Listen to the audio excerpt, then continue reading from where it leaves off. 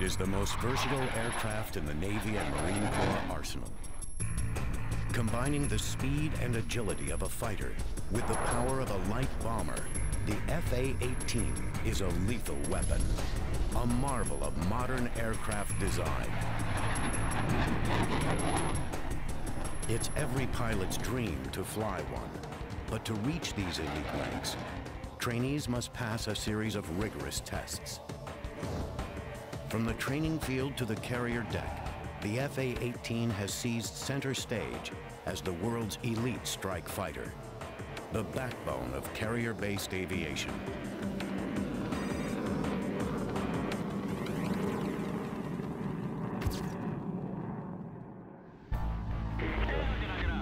Thanks for 3-1, Josh. Approach Charlie, down 2-3, Call 3-1, go. Every day in the skies over hostile territory, squadrons of FA-18s are on the prowl. This is the front line where the FA-18 excels. Striking targets in support of troops on the ground and tracking the horizon for enemy fighters, these jets project power from thousands of feet in the air. And their reach extends to almost anywhere on the planet, because their home base is no ordinary airstrip. For the FA-18, home base is a floating runway churning the waters miles offshore. This is one of the United States' 12 aircraft carriers, a fully functional airport at sea. Even after striking targets and risking the threat of enemy fire, these FA-18 pilots can't rest until they bring their aircraft safely to a stop on board.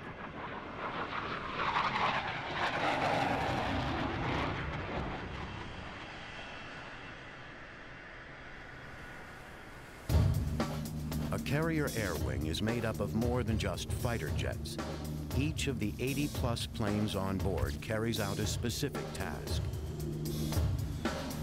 S-3 Vikings for refueling and sub-hunting. E-2C Hawkeyes for reconnaissance. EA-6B Prowlers for jamming enemy electronics.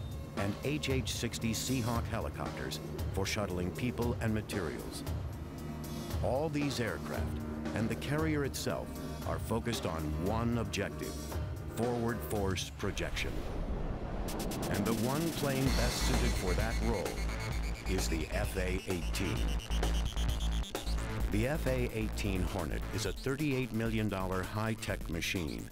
It's the smallest plane on the carrier, just 56 feet long and 15 feet tall with a 40-foot wingspan.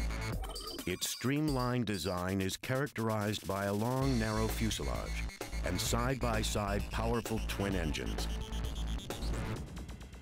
At 21,000 pounds, it weighs half as much as many other fighter jets, with an advanced composite airframe of aluminum, titanium, and steel. To fly one of these jets is to join the ranks of just over 1,000 active Navy and Marine Corps Hornet aviators. The journey to become a carrier-qualified FA-18 pilot begins thousands of miles away from hostile territory in the peaceful farmland of Central California. Naval Air Station Lemoore is the Navy's newest and largest master jet air station. The flat terrain and lack of neighbors makes Lemoore a perfect spot. Here, aviators who have passed their basic flight training learn how to fly the FA-18. It's a mentally and physically challenging program. The newest class of trainees will undergo 300 hours of classwork and at least 300 hours more in simulators and training aircraft before they can even step into the cockpit of an FA-18 jet. Lemoore's Flying Eagles of VFA-122 are among the best in the Navy when it comes to training elite aviators, preparing them for battle. A fleet replacement squadron trains the frontline pilots. That's what we do. The folks that we get into VFA 122 have never flown anything tactical, but when they leave here, they go right to a frontline fleet squadron. To forge elite pilots out of raw aviators, trainers here push their students harder than most other squadrons. We have roughly 100 students of some type in training at any one time here. We're flying probably more than we expected to, certainly more than anybody else expected us to the tune of 18,000 hours last year alone, where another squadron with a similar mission like this one typically would fly 12 to 13, maybe 15,000 flight hours. To put that in perspective, a fleet squadron on a very good year might fly 5,000 hours. Since the delivery of the first FA-18s in 1980, Lemoore has been known as the home of the Hornet. Nearly 365 days a year, from the early morning on, the skies over Lemoore echo with the deafening roar of FA-18 jet fighters.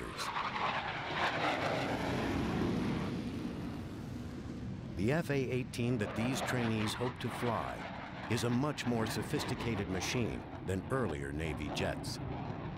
During the 1960s and 70s, the Navy was launching two formidable workhorses from its aircraft carriers. The F-4 Phantom was a reliable, fast, powerful fighter designed for air-to-air combat. Capable of reaching speeds of almost 1,500 miles per hour, it could carry a deadly array of weapons. The A-7 Corsair was a slower armored jet, a lethal light bomber that could deliver a 15,000-pound payload. Combined, the two planes flew hundreds of thousands of combat sorties in military operations all over the world. But by the mid-1970s, the F-4 and A-7 were aging and nearing the end of their useful lives. The Navy needed newer, higher-tech aircraft able to handle the demands of modern warfare. The Navy conceived of the FA-18 in order to replace both the F-4 and A-7 in one combined strike fighter design and thereby free valuable space on its aircraft carriers. As a result, the FA-18 is the first jet designated both F for fighter and A for attack. The deployment of a multi-role strike fighter had been a long-time goal for the Navy, and the FA-18 has fulfilled that goal and more. While past planes like the F-4 could be configured as either a bomber or a fighter for a single mission, the FA-18 can fill both roles simultaneously. The beauty of the F-18 is that you can carry a number of weapons across the wing, 6, 7, 8 weapons that can all be independently targeted on separate aim points in a target area. In the past, you may have needed, a whole strike from a carrier to be able to do that. Now you just do it with one airplane. The FA-18's multi-role capability has made it the mainstay of the carrier air wing. And like all Navy planes, it still has to meet the tough requirements of fleet aviation. On the deck of an aircraft carrier, FA-18s undergo constant structural stress caused by the violence of landing. But they're built to take it. I think what you'll notice, versus an Air Force aircraft, is just look at how beefy the landing gear are on any Navy airplane. And that's just to withstand the shock of coming down at about a descent rate of 750 foot per minute rate of descent, flying that 3-degree or 3.5-degree glide slope. The landing gear is built to withstand that shock. With 15 years of FA-18 experience, Dan Dino Martin knows full well the challenges of fleet aviation. He's successfully touched down on carriers over 400 times. Landing an FA-18 is the equivalent to bringing a loaded semi-trailer from 150 miles per hour to a full stop in less than 3 seconds. The FA-18 is also built to sustain a punishing takeoff. Another thing you'll notice about the aircraft, the nose gear is going to be real beefy, but what's this ugly looking thing right here hanging off the front of the nose gear? That's our launch bar, and that is going to be hydraulically extended and retracted. It goes down into that shuttle, it goes down a cat track, and that shuttle grabs onto the tip of that launch bar, and that's what propels you down the catapult stroke.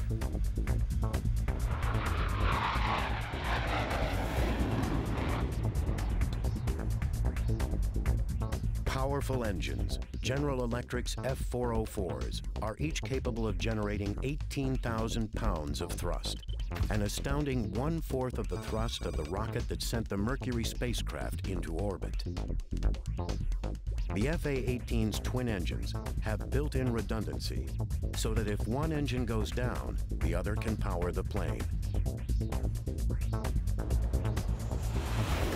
Despite all the extra weight needed to land, launch, and keep the FA-18 aloft, its power and small size make it the most maneuverable aircraft in the Navy's airborne arsenal. Racing at top speeds of Mach 1.8, the Hornet can also climb at a rate of over 45,000 feet per minute. Leading-edge wing extensions and outward canted tail fins stabilize airflow, while the wide range of motion in the ailerons, flaps, and tail planes give the Hornet unparalleled pitch and roll control. The FA-18 is so maneuverable, it's the jet of choice for the Navy's Blue Angels demonstration squadron. These daring pilots have been flying the FA-18 Hornet since 1986. The jet's speed and handling characteristics have allowed the team to add new maneuvers to their program. The FA-18 can turn on a very tight radius and perform rapid rolls, all while also displaying the best slow speed ability of any Navy jet. But the Hornet's maneuverability takes a physical toll on the pilot. Its high-speed turns can create over 7.5 Gs. Under this stress, the average pilot feels almost 1,500 pounds of downward pressure on his body. To prepare for the rigors of flying an FA-18, pilots at Lemoore Naval Air Station undergo intense training. One of the most grueling stages takes place in the centrifuge. Lieutenant Tori Campbell is the Director of Navy and Marine Corps Centrifuge Training. All new FA-18 pilots must make it through her program before being cleared to take off in the jet. So what we have today is a very typical class for Centrifuge-Based Flight Environment Training, or CFET. We have 10 students. They are new FA-18 pilots. They are winged. They are already pilots, but they are just beginning to learn how to fly the FA-18. We're bringing them through this training. They get it at the very beginning of their training to teach them how to deal with the effects of the Gs, because the FA-18 is by far the most capable aircraft that these young pilots have ever flown in. The goal is to teach the trainee how to handle the high Gs while pursuing an enemy or bandit. The centrifuge contains an exact replica of the pilot's controls. During this training, the pilot is actually controlling the device from inside of it. It's a 90-second profile. It's extremely challenging, as the pilot has to go ahead, track the bandit, and at the same time perfect this technique to enable him to go as high as 7.5 Gs. Failing to master the anti-G maneuvers can be disastrous. If at the point that the pilot begins to experience gray out and he does not correct the situation by improving his anti-G straining maneuver, this can progress to G-lock, which is gravity-induced loss of consciousness. During a G-lock event, the pilot is completely unconscious. Typically it's about 12 seconds, but it can be as long as 45 seconds. Probably even more dangerous than the G-lock is the A-lock, or the almost loss of consciousness. After an A-lock, the pilot, although having never lost consciousness, is completely confused, disoriented, and has no sense of spatial awareness. The lights are on, but nobody's home, and this is extraordinarily dangerous. The high Gs pulled by the FA-18 make time spent in the gondola critical. This is an extremely important part of their training. A lot of the training, the survival training the pilots get, is only if something goes horribly, horribly wrong. But for an FA-18 pilot, the skills and techniques that they're going to learn here today are things that they will use every single time they fly their aircraft. Go ahead and step up here, sir. To counter high Gs, pilots flex their core muscles and exhale sharply in what's called a hic maneuver for the sound the pilot makes. They also wear specially engineered G-suits. What the G-suit does is when you're pulling G's, basically it's pushing all the blood to the lower parts of your bodies, the lower extremities such as your thighs, your calves, and your abdomen, and it brings the oxygenated blood away from your brain. So what this does is create pressure around the biggest muscles, and also incorporated with the Hick maneuver, the squeezing of your lower extremities, your biggest muscles being the thighs and abdomen. It pushes all that blood back up and keeps you from passing out. I'm just going to have you sit here, sir. I'm going to take a look at your AGSM. Okay. So I know what's going to happen inside the gondola. This FA-18 pilot in training is about to undergo the centrifuge's ACM profile. It's by far the most grueling. He practices his anti-G straining maneuver one last time. Any questions? No. Looks good. Okay, and I'll get somebody to put you in. Great.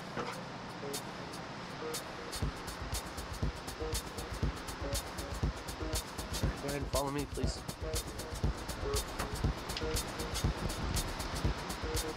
Personnel in a control room monitor his breathing and blood pressure levels and watch for G-lock and A-lock symptoms. Comm check, please. Loud and clear, how me? Read you the same, loud and clear. Restraint system? All 4 locked. But even with all the safety checks, once the door closes, he's on his own. G-suit? Plugged in, comfort zipper zip, no air first ride. All right, pilot is clean. Gondola is clean.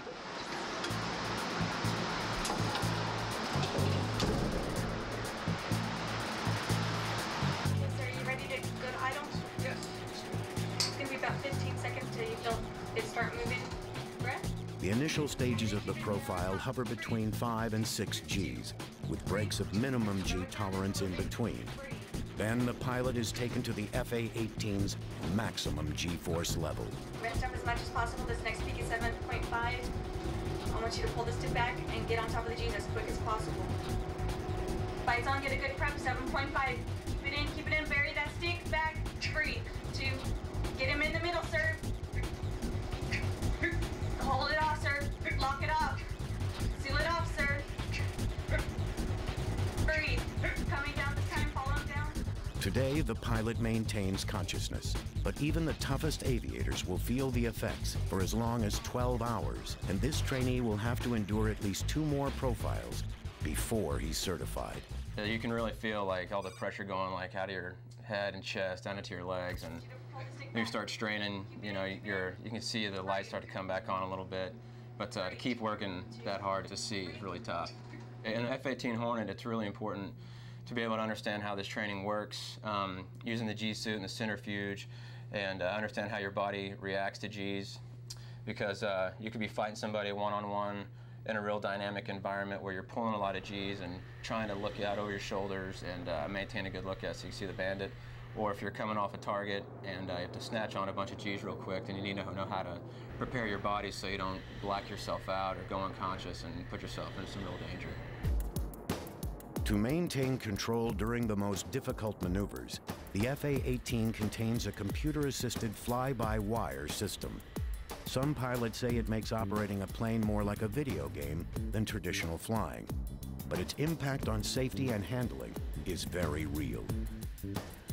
The F-18 is a fly-by-wire aircraft. In other words, as a pilot in the cockpit, you are merely a voting member of the flight control system.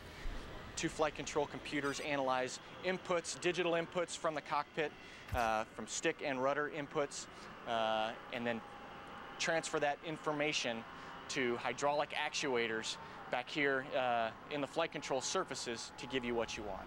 Merely a left turn isn't like in a Cessna where the ailerons, you know, rise to meet you. In other words, a left turn here, this aileron's going to come up and that aileron's going to go down and we're going to turn left. Well, that may not necessarily be the case in an F-18. The flight control computers are going to say, okay, he's going this fast and he wants to go left, so I'm going to move these surfaces this way to give him what he wants. The FA-18's fly-by-wire control takes the pilot's stick and rudder movements and interprets them.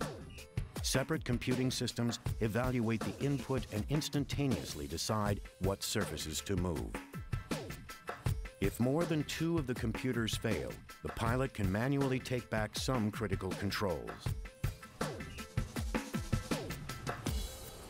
If the pilot does lapse into G-lock during a maneuver, the FA-18's flight system takes over, automatically leveling out the jet's path through the air.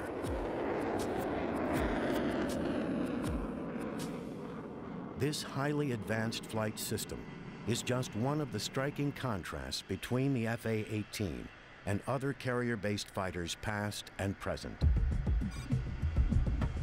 Perhaps the most legendary is the F-14 Tomcat. In speed, range, and sheer muscle, the F-14 is unmatched in naval aviation history. This fast, powerful jet was known as the king of the carrier deck for over 30 years. The last of the Tomcats came off the assembly line over a decade ago to be replaced by the more advanced FA-18. Compared to the Tomcat, the smaller, leaner Hornet almost looks fragile. But the FA-18 is anything but dainty. Since its first deployment, this powerful jet has flown thousands of successful combat missions. One of the FA-18's greatest strengths is its reliability. The FA-18 contains 50% fewer parts than the F-14. And fewer parts means the plane is easier to maintain. One floor down from the flight deck is the hangar deck. This is where planes go when they are in need of work. Off the hangar deck, crews specialize in getting grounded planes back into action. Right now we're back here in the jet shop where I've got about 40 people that do work on the various engines that we have the capability to repair. This engine behind me here is an F-404.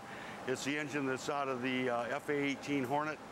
We've done some maintenance to this. It's in a modular format where we can remove any of the modules on the engine, replace them, run the engine across the test cell, and then it's ready to be issued back out to the squadrons again.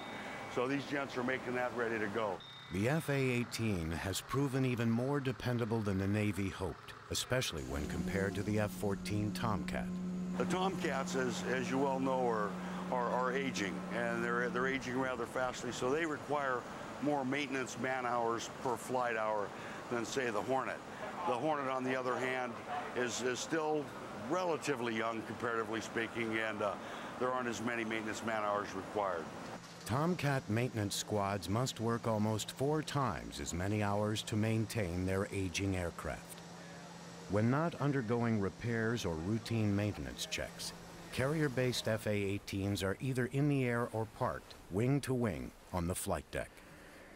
With as many as 80 planes aboard, and several at a time taking off or landing, the flight deck can become dangerously busy.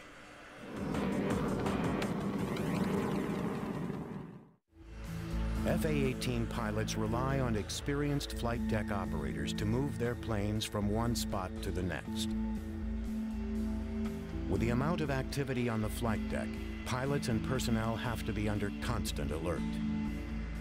Some people like to say that it's one of the most dangerous streets in the world because of everything that's going on. You really have to have your head on your shoulders and be thinking about everything that's going on around you. There's so much going on and so much danger and bad things that can happen, so it takes a lot of skill. With all the heavy moving parts, one wrong turn can spell disaster. FA-18 pilots have to make sure they're constantly on the same page with their operators, communicating with them using a strict system of signals. To make room on the crowded deck, all naval planes, including the FA-18, are designed to take up as little space as possible. All aircraft that come to the Navy, there is a requirement when they are designed to have some type of function where they can minimize their surface area on the deck. And that means, even down to a helicopter that is going to fold its rotor blades all the way back.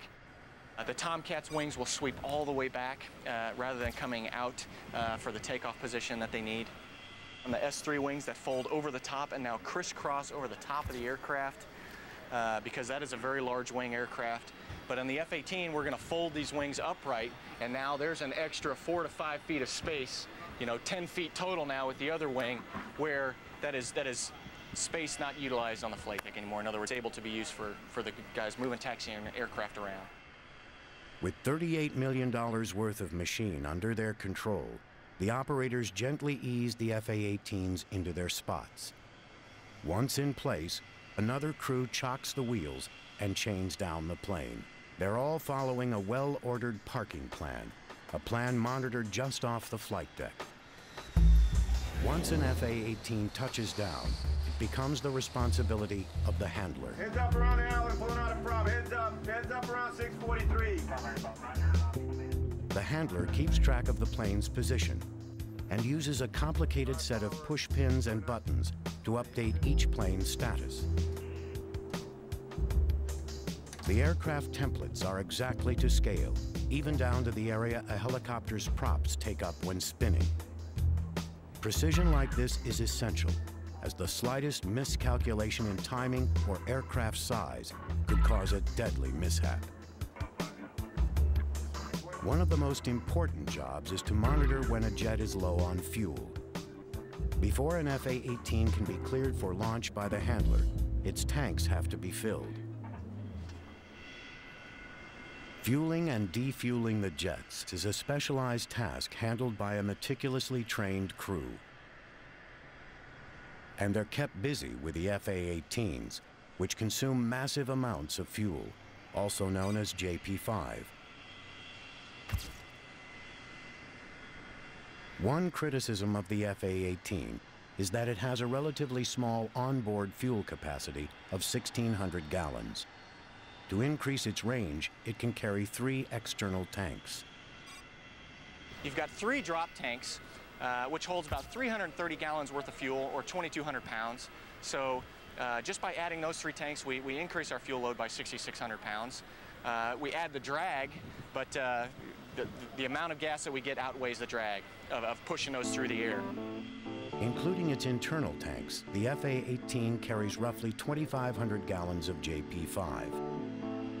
On a regular patrol, it can use almost all its fuel in just an hour and 45 minutes. And FA-18s really burn through their fuel on takeoff, and when they need sudden acceleration from their afterburners. The blast from an FA-18's afterburners is so hot, the protective jet blast diffractors on the flight deck are made of reinforced concrete, as metal would simply melt. With the afterburner, the hot gases that leave the turbine section are incredibly hot. So by throwing just fuel onto those hot gases, right, you get an instantaneous ignition. By opening these turkey feather nozzles, you allow those gases to leave at a very rapid rate, which results in a tremendous burst of acceleration. If I plugged in the afterburners, I'd probably be out of fuel in about 15 to 20 minutes. To keep the FA-18's hungry engines well fed, the carrier needs to keep a large supply of JP5 on hand. There's so much fuel on board, it serves as ballast to steady the ship and keep the flight deck level. Over a 6-month period, a carrier's planes can burn through almost 12 million gallons of JP5. To keep the jets fully fueled, the carrier rendezvous with a supply ship every 7 to 10 days. Fully fueled and operational, a carrier's FA-18 squadrons can fly over 100 sorties per day.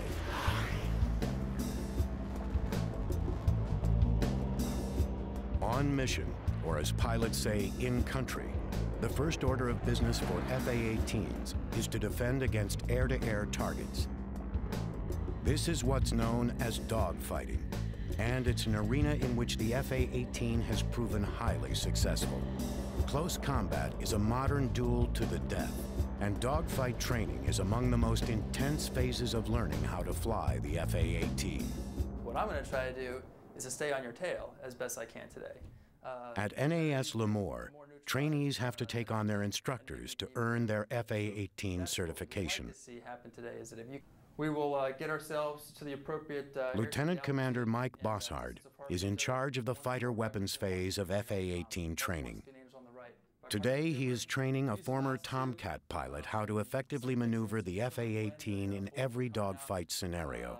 And once I get to the appropriate range, I'm going to call either a missile shot, or I'm going to call fights on. So if you ever lose sight of me today, just look right at your 6 o'clock position, and I'll probably be right there. Or you hope so.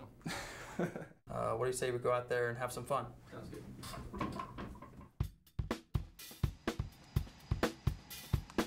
The dogfighting stage marks roughly the halfway point in FA-18 training, combining what trainees learned in class with high-G maneuvering. This is also the time when new pilots first challenge their instructors. Their game faces on, teacher and student prepare to square off. Before takeoff, the pilots personally ensure their jets are in working order. For the high-speed maneuvers of dogfighting, pilots need to be certain their jet will perform flawlessly under even the heaviest G-forces. All flaps, ailerons, and stabilizers are tested. The dogfighters taxi out, and the duel begins.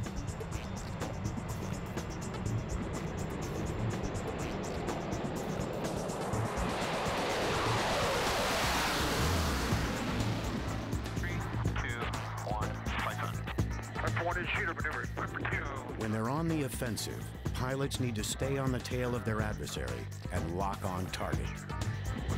Trigger down, snap. It's high. Defensive maneuvering requires severe G-turns and sudden escape moves. Right. I got sight. Knock it off. In the last exercise, the trainee proves his mettle, turning the tables and getting on his instructor's tail. That was sneaky. See ya. But he must still complete weeks of additional weapons training before he is certified to drop live ordnance.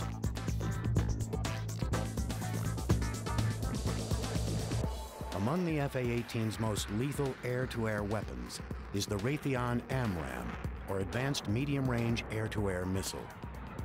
The AMRAAM is capable of being launched at well beyond visual ranges, in any weather, day or night. Its low-smoke, high-impulse rocket motor reduces the chance of enemy sighting and evasion, while its 45-pound warhead can take out any plane in existence. The AMRAAM's self-contained active radar seeker allows the FA-18 pilot to maneuver immediately after launch without disrupting the missile's path to its target. Just as deadly as the AMRAAM is the AIM-9X Sidewinder. The Sidewinder's strength is for shorter ranges than the AMRAAM. Its tracking device features a 180-degree periscope-like infrared seeker that can spot and chase targets. The AIM-9X earned the name Sidewinder with its vectoring rocket motors, which allow right-angle turns. Pilots fire and sometimes even steer these weapons from the FA-18's cockpit. What makes these weapon systems all the more lethal is a cockpit design with a heads-up display that allows the pilot to perform many functions without looking down. Code 3-1, go. Code 3-1, I have a tanker down south. And almost every task a pilot needs to perform can be done without having to take his hands off the controls. Work area they use down there. Well, the biggest thing to note is hands-on throttle and stick, or HOTAS. I mean, everything you can do everything with just with your fingers while they're on the stick and throttle. Where the Tomcat was more user-intensive, had to push a lot of buttons, take your hands off the throttle, or take your hands off the stick to do certain things. And in the front of the Tomcat, you had very limited capability as far as what kind of radar modes you were in and what kind of stuff you could do. The Hornet, from the front, you basically can do everything. With the FA-18's advanced cockpit design and fly-by-wire control system, the pilot has more flexibility than in any other Navy jet.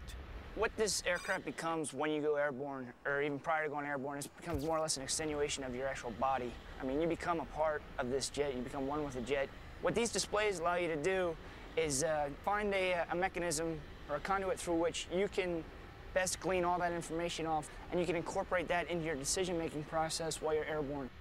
You get very comfortable hopping into this thing, starting it up, and launching off the front end of the carrier with it. To get this comfortable with their planes, future FA-18 pilots spend over 50 hours in a flight simulator at NAS Lemoore. It recreates almost exactly the cockpit and flight characteristics of the FA-18.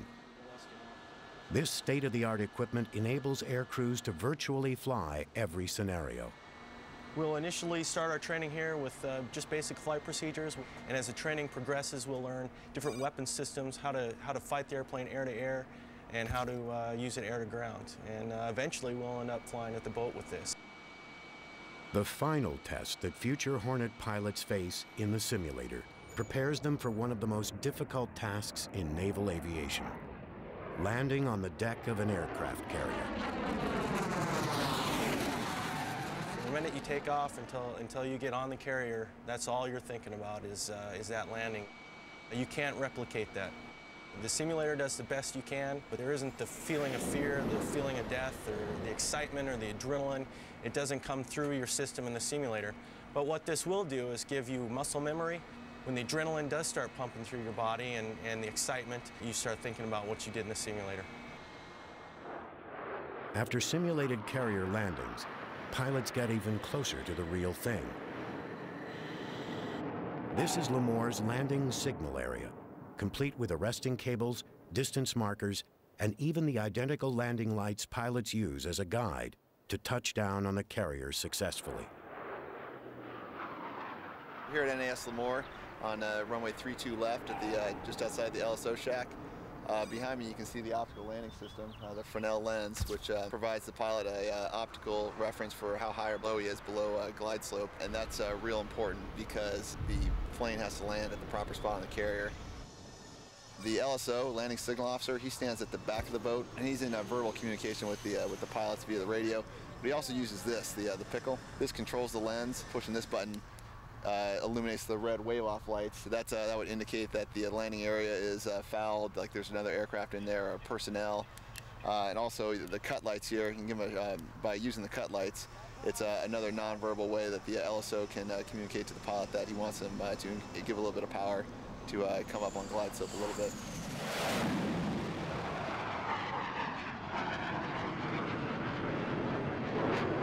The runway at Lemoore's Reeves Field stretches for 13,500 feet, giving pilots plenty of landing room.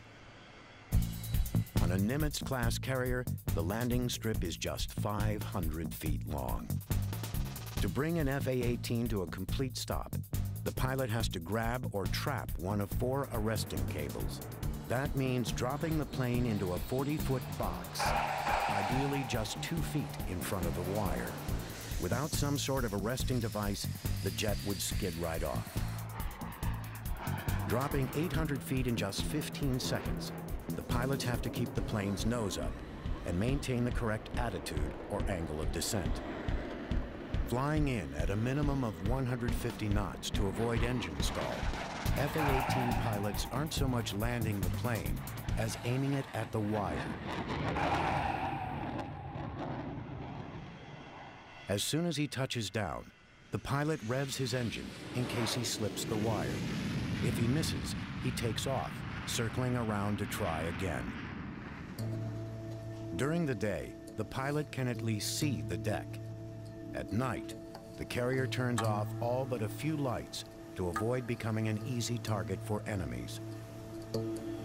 Liquid vapor torches cast just small pools of light. The rest of the flight deck remains as dark as possible. From 3 miles away, the carrier looks like a pinprick of light. There's no way to tell which direction it's moving, and a fatigued pilot's eyes can easily play tricks on him. Pilots returning at night have often been aloft on missions as long as 6 hours. The extra fatigue leads to a greater chance of missing the wire.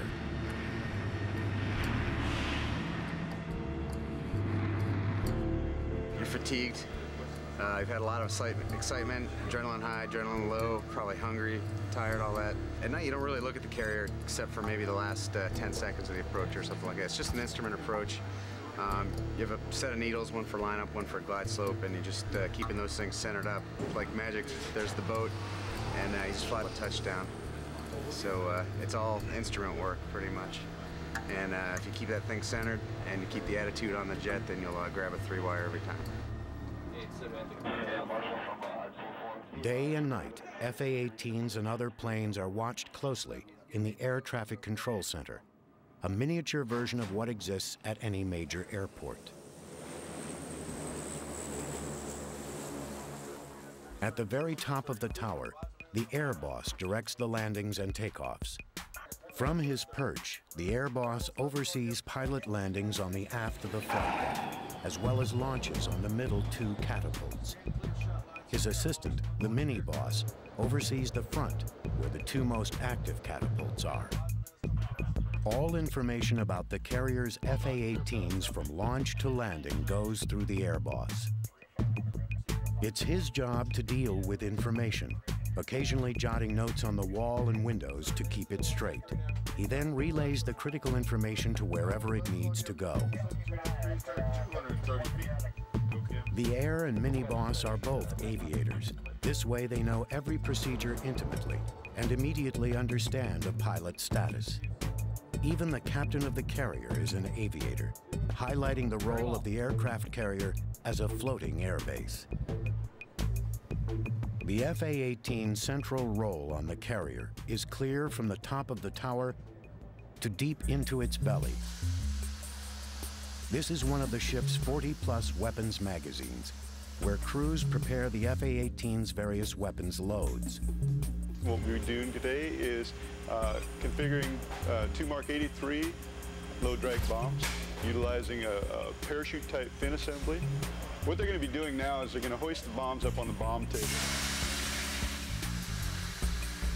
This 1,000-pound ordnance is a dumb bomb, just one weapon in the FA-18's arsenal. The FA-18 can be configured to carry over 24 different bombs and missiles. Once the FA-18's bombs are assembled, they ride a series of elevators to the flight deck.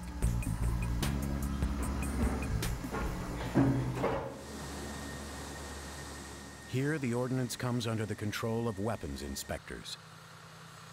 They wheel the bombs over by hand before attaching them to the FA-18's pylons. For all the high-tech gadgetry surrounding the FA-18, some tasks still come down to raw muscle power.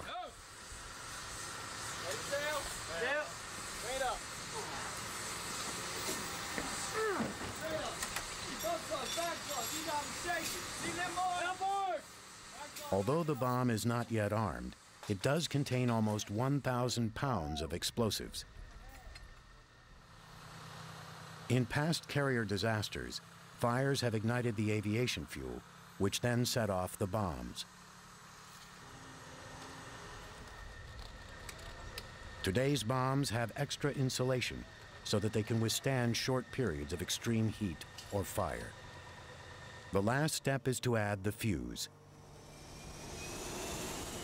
The final arming of the bomb takes place only after the plane takes off. From inside the FA-18 cockpit, pilots throw a switch, activating them. Dumb bombs are just a small part of the FA-18 strike-ready arsenal. For precise ground support, they include the latest laser and GPS-guided weapons. Everything we're doing in country is precision-guided munitions. In other words, a laser-guided bomb or a bomb that goes to precision coordinates on the ground. One of the FA-18's most lethal air-to-ground weapons is the JSOW. A large precision strike weapon, the JSOW affixes to the FA-18's middle wing weapon station. Once launched, it releases 2 wing structures that allow the missile to glide toward its target. Skimming just a few feet above the ground, the JSOW releases powerful cluster bombs that can destroy multiple targets in one strike.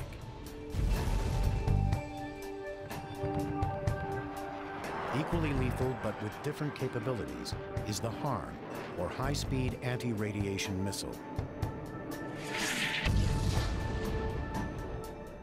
Accurately hitting targets from well beyond visual ranges, HARM destroys enemy radar before the FA-18 can even be detected.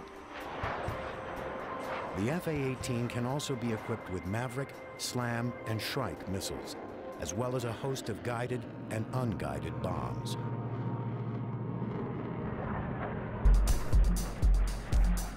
The highlight of air-to-ground weapons training is when FA-18 pilots learn what it's like to drop real live ordnance. Flying missions over remote testing areas, pilots take full control of the FA-18's precision strike capabilities, pinpointing designated targets and releasing fully armed bombs. Known as Live Day, this is when new Navy pilots experience for the first time the destructive air-to-ground capabilities of the FA-18.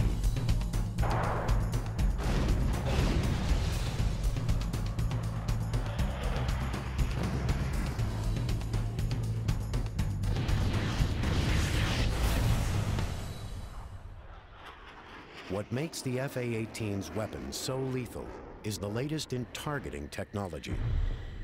Carrier-based Hornet squadrons increasingly employ deadly accurate infrared systems.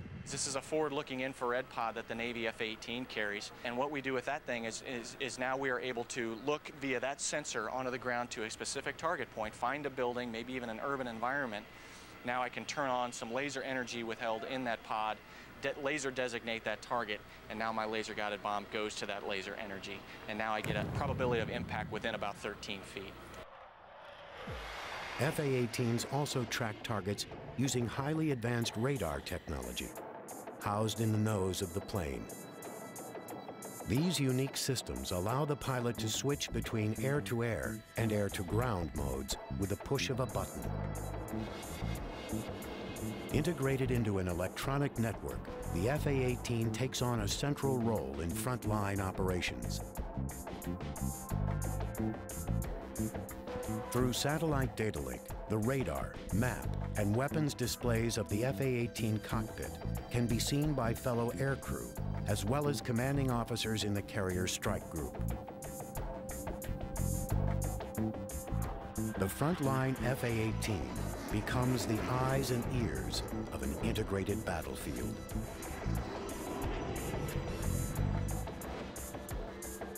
And with each updated model, the FA-18 grows more sophisticated. At Lemoore, the latest class has spent 9 months preparing for battle.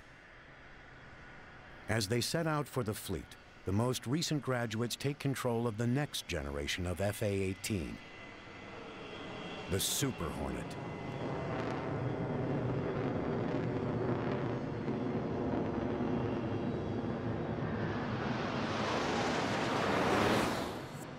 The Super Hornet design is based on the original FA-18, but it is an even more lethal machine. The Super Hornet is almost 3 feet longer and has a 25% larger wing surface than the A through D models. Its structural differences include diamond-shaped intakes and a dog-tooth wing design. The bigger, stronger Super Hornet holds 35% more internal fuel capacity and contains extra space for future technologies.